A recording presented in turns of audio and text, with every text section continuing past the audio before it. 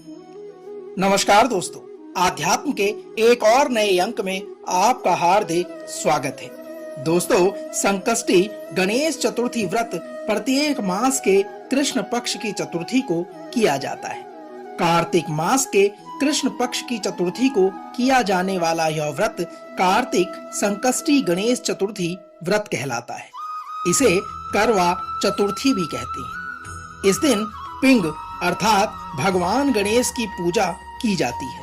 सौभाग्यवती स्त्रियां इस दिन अपने पति की लंबी उम्र के लिए व्रत रखती हैं, गणेश जी को करवा अर्पित करती हैं और यह व्रत स्त्रियों को अखंड सौभाग्य प्रदान करता है। इस व्रत से मनुष्य को सर्व सिद्धि प्राप्त होती है। यदि बात करें भविष्य पुराण की, तो भविष्य पुराण में कहा गया है कि जब मन संकटों से घिरा महसूस करे तो गणेश चतुर्थी का व्रत करें। इससे कष्ट दूर होते हैं और धर्म, अर्थ, मोक्ष, विद्या, धन व आरोग्य की प्राप्ति होती है। इसी कड़ी में आज हम संकष्टी गणेश चतुर्थी व्रत कथा का वर्णन आपके बीच में करने जा रहे हैं। तो आइए आरंभ करते हैं संकष्टी गणेश चतुर्थी से जुड़ी यह पौराणिक व्रत कथा। साथियों, पौराणिक कथा के अनुसार एक बार पार्वती जी श्री गणेश जी से कहती हैं, हे भाग्यशाली लंबोदर, भाषणकर्ताओं में श्रेष्ठ कार्तिक कृष्ण चतुर्थी को किस नाम वाले गणेश जी की पूजा किस भांति करनी चाहिए। दोस्तों, यहाँ भगवान श्री कृष्ण, माता पार्वती और गणेश के बीच के संवाद को युधिष्ठिर को प्रस्तुत कर रहे हैं। श्री गणेश जी ने कहा कि अपनी माता की बात सुनकर गणेश जी ने कहा कि कार्तिक कृष्ण चतुर्थी का नाम संकटा है। उस दिन पिंग नामक गणेश जी की पूजा करनी चाहिए। पूजन पूर्वोक्त विधि से करना उचित है।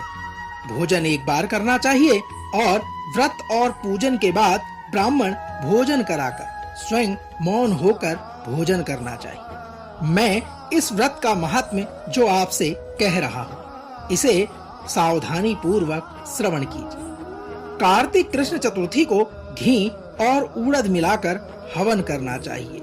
ऐसा करने से मनुष्य को सर्व सिद्धि प्राप्त होती है। दोस्तों, श्री कृष्ण आगे कहते हैं, हे युधिष्ठिर, वृत्तासुर दैत्य ने त्रिभुवन को जीत करके संपूर्ण देवों को परतंत्र कर दिया। उसने देवताओं को उनके लोकों से निष्कासित कर दिया।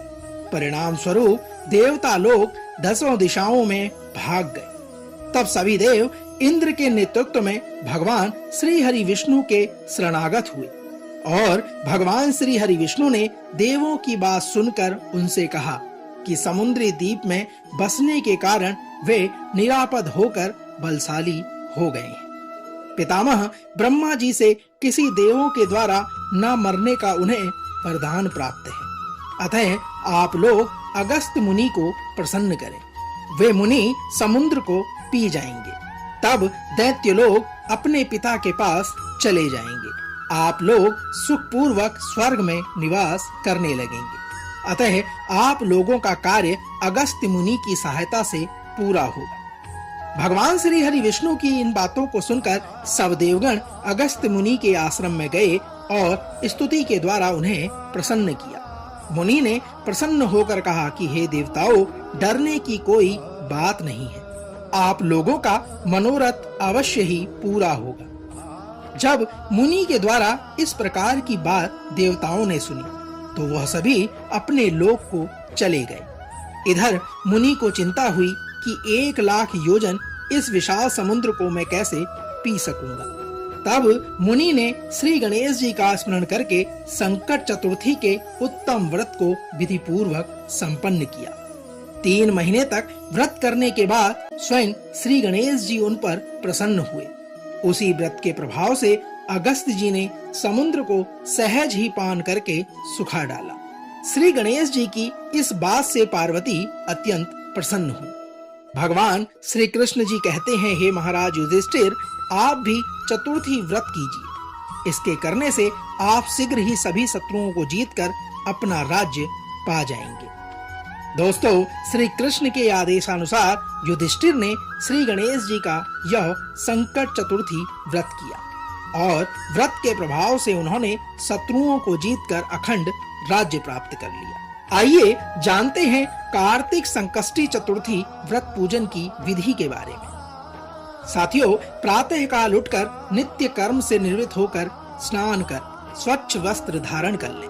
भगवान श्री गणेश जी का पूजन पंचोपचार अर्थात धूप, दीप, नैवेद्य, अक्षत और फूल से विधिवत करें। इसके बाद हाथ में जल तथा दुर्वा लेकर मन ही मन श्री गणेश का ध्यान करते हुए व्रत का संकल्प करें। संध्या होने पर दोबारा स्नान कर स्वच्छ हो जाएं। भगवान श्री गणेश जी के सामने सभी पूजन सामग्री के साथ बैठ जाएं। विधि विधान से श्री गणेश जी का पूजन करें, वस्त्र अर्पित करें। नैवेद्य के रूप में आप लड्डू अर्पित करें, क्योंकि भगवान श्री गणेश को नैवेद्य के रूप में लड्डू अति प्रिय हैं।